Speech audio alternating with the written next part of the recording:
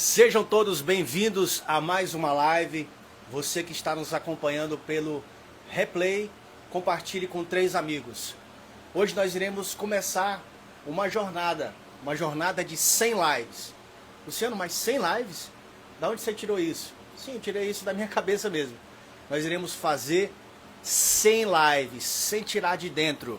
100 lives, falando sobre temas relevantes, conversas sobre relacionamentos, sobre os afetos, sobre a psique, sobre as emoções, sobre a mente, sobre a realidade em si, a realidade concreta, não é? Muito bem, você que está chegando agora e nos acompanhando, sejam todos muito bem-vindos. E hoje nós iremos ler, ultimamente nós temos recebido alguns e-mails e algumas histórias via inbox. Inclusive, se você quiser enviar a sua história, tirar a sua dúvida, né? Lembrando que não é um atendimento terapêutico, é apenas para a gente elucidar algumas dúvidas, algumas coisas que ainda as pessoas precisam desmistificar, tirar muita coisa da mente delas. Primeiramente, a gente vai fazer essa limpeza, essa organização, né? Através da orientação, através do aconselhamento, através da experiência, né, adquirida em consultório e a experiência concreta da vida real. Não é assim? Então vamos lá. A gente vai ler a primeira história que foi enviada para a gente. Por motivos óbvios, a pessoa não quis se identificar, pediu para que não se identificasse. Então a gente vai colocar um nome fictício, né? Vamos colocar um nome fictício de Paulo. Paulinho, nosso amigo Paulo. Tenho 21 anos e carrego uma mágoa que não consigo soltar. Vamos analisar com calma. Tenho 21 anos e carrego uma mágoa que não consigo soltar. Meus pais sempre trabalharam o dia todo e mesmo estando presentes em casa, nunca estavam comigo de verdade, né? Sinto que cresci sozinho, tentando chamar a atenção de quem nunca olhou para mim. Hoje percebo que essa dor me bloqueia e não sei mais como perdoá-los. Muito bem, Paulo, muito bem, Paulinho. O que acontece? Primeiro nós temos que entender que existem as várias dimensões do amor. Tenho certeza que você já viu um filme de Hollywood, você já assistiu filmes que mostram aqueles romances, aquele amor platônico, aquele amor dos enamorados, né? Onde há o beijo, onde há o contato físico, corporal, onde há aquele desejo intenso pela outra pessoa. Isso é um tipo de amor, não é assim? Existe o amor de pai e mãe, existe o amor de pai e filho, existe o amor entre parentes, entre familiares, né? São várias formas de amor. Mas o amor, na sua forma mais profunda, a gente sabe que existe vários tipos de amor. Isso apenas arranha o que se entende pelo amor, não é? Esse amor dos namorados, esse amor da idealização das musas, né? Dos livros, dos contos, dos romances, dos lirismos, não é? Da poesia, esse amor poético, esse amor que você entende como esse amor carnal também, não é assim? Existem as várias dimensões do amor. E esse amor é apenas uma capa, é o nível 1, digamos assim. Existe aquele amor profundo que dilata o seu coração, que expande o seu coração, que aquece a sua alma. E existe aquele amor que você não consegue explicar. Que independente das circunstâncias, você simplesmente ama e se doa. Esse tipo de amor a gente consegue encontrar, né, na figura central do Cristo, de Deus, né, para quem é cristão. E você também tem esse amor para com os seus familiares, para com os seus filhos, né? O que é mais importante para você? A vida, o tempo, as coisas. O que é mais importante para você? Responda para você mesmo aí. Qual é o ativo mais importante que você tem? É aquilo que você possui, seus bens? É a vida? É o tempo? Algumas pessoas vão falar, o ativo mais importante é a vida. É minha saúde, porque se eu não tiver saúde, eu não vou conseguir cuidar das pessoas ao meu redor, não vou conseguir cuidar de mim mesmo, e eu não vou ter condições para trazer o pão de cada dia para a minha casa. Não é assim? Há outras pessoas que irão ter o norte, o eixo da sua vida, as coisas materiais. As pessoas que são provedoras, que precisam, e a vida estão baseadas naquilo que elas têm. Então, se tirar aquilo que elas têm dela, acabou. Tem pessoas que têm muito, quando perdem um pouco já, não é? A gente vê muitos casos de pessoas que tiram a própria vida, infelizmente. Mas, se eu te falar que o ativo mais importante da sua vida não é aquilo que você tem, não é aquilo que você ostenta, não é aquilo que você parece, não é a sua saúde, nem o tempo, nem a sua própria vida. O ativo mais importante da sua vida é o amor. Mas o amor da sua dimensão mais profunda. O amor que realmente modifica e dilata, expande a sua biografia, que realmente traz significado para a sua vida. Um amor que você não consegue abarcar, não consegue definir com palavras. Um amor que você não consegue exteriorizar de forma direta, através de palavras. É aquele amor que você não consegue compreender, você simplesmente sente e o tem. Se você está com seu filho na boca de um jacaré, o que é que você vai fazer? Você vai arriscar sua própria vida, tudo que você tem para salvar seu filho. Não é assim? Arriscando a sua vida, arriscando tudo que você tem para resgatar o seu filho. Então, o ativo mais importante que você tem é o amor. Porque o amor, ele supera tudo, supera qualquer coisa. Então, é sobre esse tipo de amor que nós iremos tratar. Sobre uma outra dimensão de amor. Não é aquele amor de novela, não é... Isso é legal, é ok, é necessário. O amor de marido e mulher, dos namorados, o amor poético. É uma dimensão do amor. É um tipo de uma linguagem de amor. Só que existe um amor que dilata a nossa alma, o nosso coração, que nos fortalece a nossa história, que expande a nossa biografia, que dá significado e sentido para a nossa vida. É sobre esse tipo de amor. Então, pelo que a gente acompanhou aqui na história do Paulo, que enviou a sua dúvida via inbox, se você quiser enviar a sua dúvida, envie aqui nesse Instagram, @LucianoMendesOficial_. Envie sua história de forma resumida para a gente poder ler. E caso você não queira se identificar, a gente vai ler a sua história e vai te orientar da melhor maneira. Ele falou que tem 21 anos, carrega uma mágoa, não consegue soltar. E no final ele diz uma coisa que é chave. Hoje eu percebo que essa dor me bloqueia e não consigo perdoá-los. Primeiro, Paulinho, calma aí. Vamos com calma. Primeiro, quem você pensa que é para querer perdoar os seus pais? Você está em cima de que tamancas para querer perdoar os seus pais? Quando você se coloca na posição de perdoar alguém, você se coloca superior a ela. Não é assim? Porque só quem concede o perdão para alguém é quem está na posição superior. Então, quando você coloca que não sabe como perdoá-los, não sabe como perdoar os seus pais e essa dor te bloqueia, você mesmo está se bloqueando. Porque quando você nega os seus pais, você nega a você mesmo. Os escritos milenares, a Bíblia, a palavra de Deus, diz que a gente precisa amar o próximo e honrar os nossos pais. Não está dizendo que você precisa perdoar eles. Não é assim? Não está falando que você precisa perdoar. Então a gente tem que tirar na nossa cabeça esse fetiche maluco que muitos grupos religiosos, a sua comunidade, talvez da igreja, o coach, da moda, a blogueirinha, a pessoa que está no hype, está falando que você tem que perdoar seus pais, isso e aquilo. Isso é um fetiche maluco que só está adoecendo as pessoas, caramba. Você só fica mais doente, você só fica mais neurótico com essas coisas. Porque a gente não precisa perdoar nossos pais. A gente só precisa honrá-los, precisa amá-los. A gente precisa expandir o nosso coração, de fato, para que a gente possa amá-los. Ah, Luciano, mas aí a gente não tem que perdoar nossos pais. Não é sobre isso. A palavra diz que a gente tem que apenas honrá-los. E honrar é aceitar eles do jeito que eles são. Eles deram o melhor que eles tinham nas condições que eles tinham. Ah, mas é porque você não sabe da minha história, Luciano. Eu fui maltratado na minha infância, eu fui abandonado, eu fui rejeitado. E hoje eu tenho colhido frutos disso. Hoje a minha vida está bloqueada, está travada por causa disso. Eu sou tímido, sou introvertido por causa disso.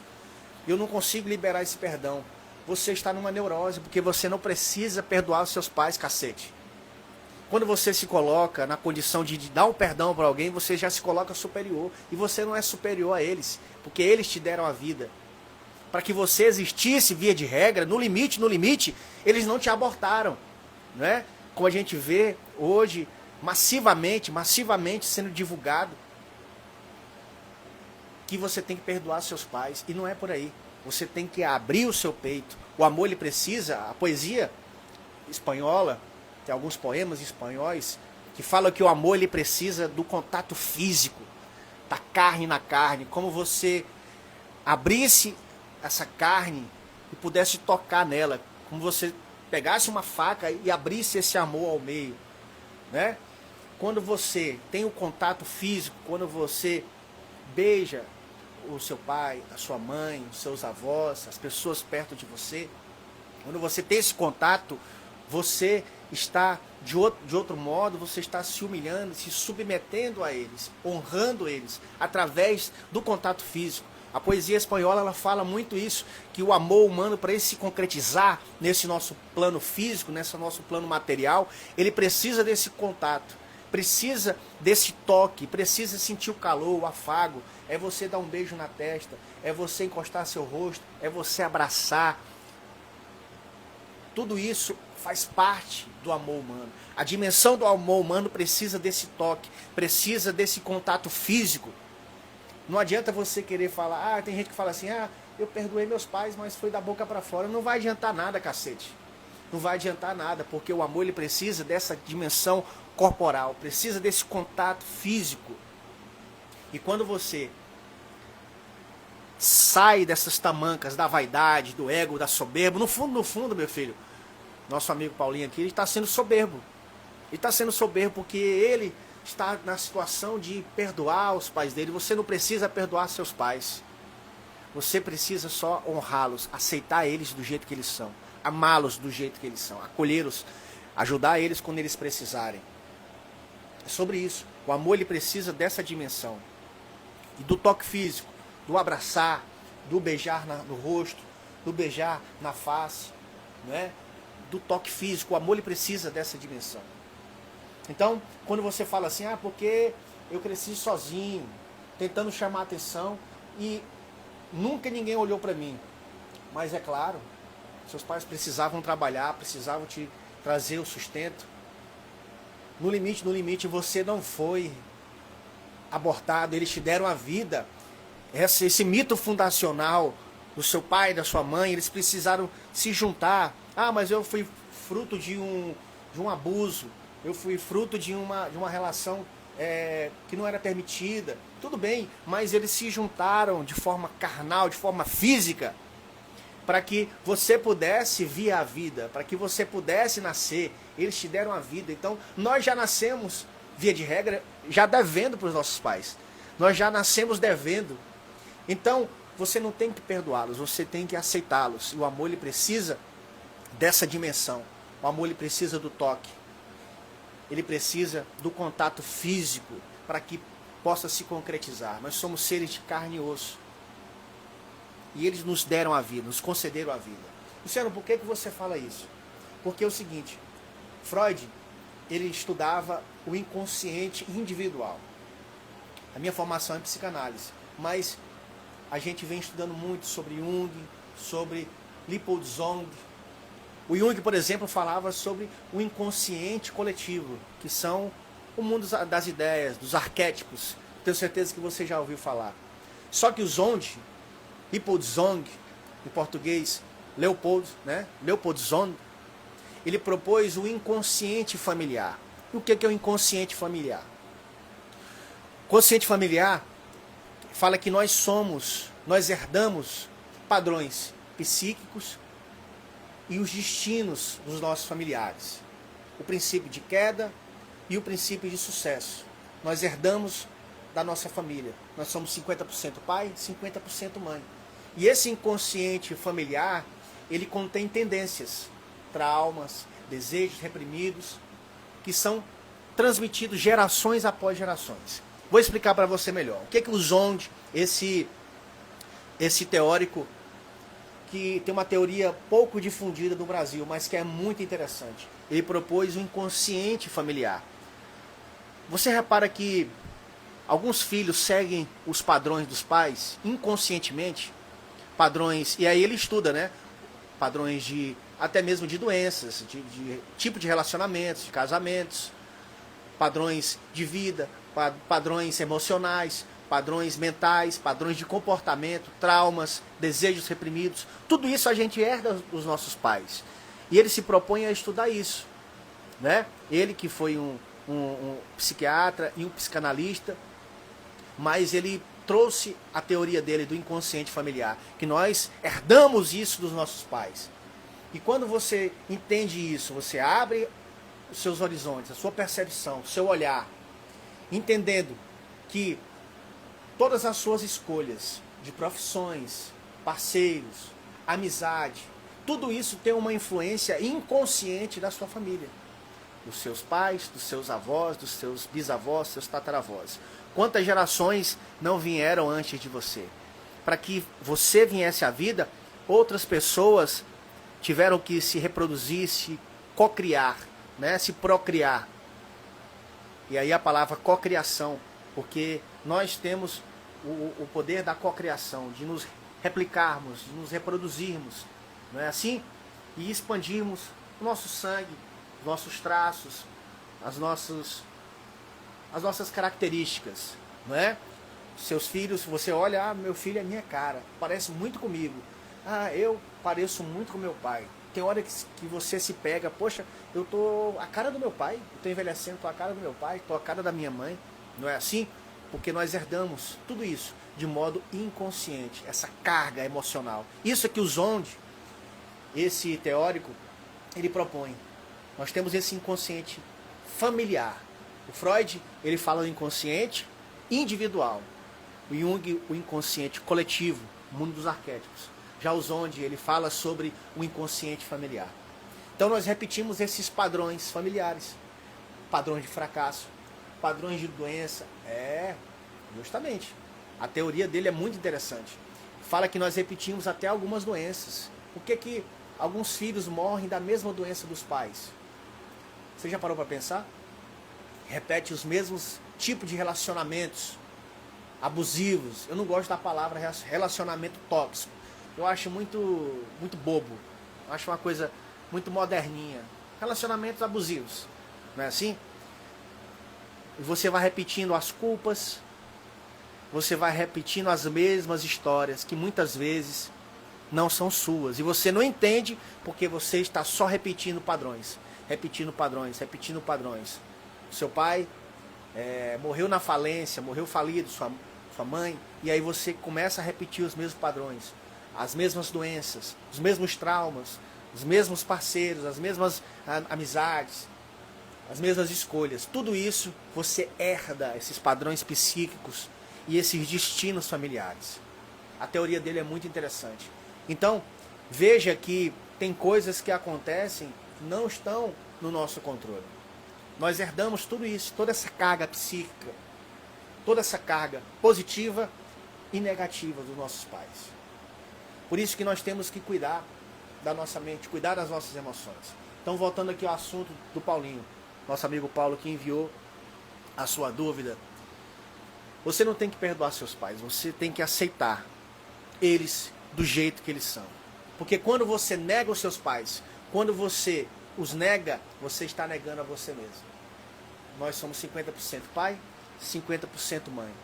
Você carrega o princípio de sucesso e de tragédia, de algum modo, desses seus pais. Se você os nega, você está negando a si mesmo. Então, para que sua vida possa fluir, para que você possa prosperar, desbloquear essa camada, é necessário você desbloquear esse amor, expandir o seu amor. E o amor, ele se concretiza na nossa vida, na nossa dimensão física, através do abraço, do toque, do beijo, do acolhimento, né, do cuidar, do expandir a nossa alma, do expandir o nosso coração e aceitar nossos pais do jeito que eles são. Envie essa live para 3 pessoas, uma live muito objetiva. Hoje, um conteúdo profundo, onde nós falamos sobre esse inconsciente familiar, baseado na teoria do Zondi. E lemos aqui a carta do nosso amigo Paulinho. E ele agora já sabe o que fazer. Você não tem que perdoar seus pais. Ah, mas o grupinho da minha igreja, o grupinho, tem uma porrada de grupinhos aí que só fala besteira, só fala merda. Você não tem que perdoar seus pais. Você tem que amá-los, aceitá-los do jeito que eles são. Você tem que expandir o seu coração e através do toque, através da presença, através do cuidado, através da honra, você aceitar eles do jeito que eles são. Entender que eles fizeram o melhor que eles puderam, nas condições que eles tinham. Ah, mas você não entende a minha história, Luciano. Eu fui abandonado, eu fui rejeitado. Eu queria uma coisa, eles não me deram atenção, não me deram carinho, não supriram a minha necessidade financeira. Tudo bem, meu amigo, você vai ficar chorando leite derramado. Você tem que aceitar a realidade do jeito que ela é. Tudo isso te dá uma força, te dá uma expansão, isso dilata o seu coração de uma maneira que você ganha uma força biográfica muito grande. Você se fortalece como pessoa, como ser humano. Isso te coloca no eixo da vida. Isso te dá uma maturidade, principalmente te torna uma pessoa madura. Porque somente uma pessoa infantil pensa que precisa perdoar os pais. Você não precisa perdoar seus pais. Você tem que amá-los e aceitá-los do jeito que eles são. Beleza? Fiquem todos com Deus. Essa é a live número 1 de 100 lives que nós iremos fazer sem tirar de dentro. A hora que eu vou entrar vai ser mais ou menos essa aqui. Entre 7 e 9 horas da noite. Às vezes, vai ter dias que a gente vai fazer 2 lives do dia. Às vezes uma live durante a tarde ou meio-dia e outra à noite. Não importa. A gente vai estar avisando vocês. E é claro, se você não está acompanhando aqui ao vivo, você vai acompanhar no replay. Vai ficar salvo para você aí. 1 de 100. Quem topa comigo esse desafio? Uma de 100 lives. Nós iremos fazer 100 lives. E eu conto com você. Sobre temas relevantes. Falando sobre a vida concreta, sobre a realidade. Conversas sinceras com o seu psicanalista. Tamo junto. Fiquem com Deus. Até a próxima. Tchau, tchau, pessoal.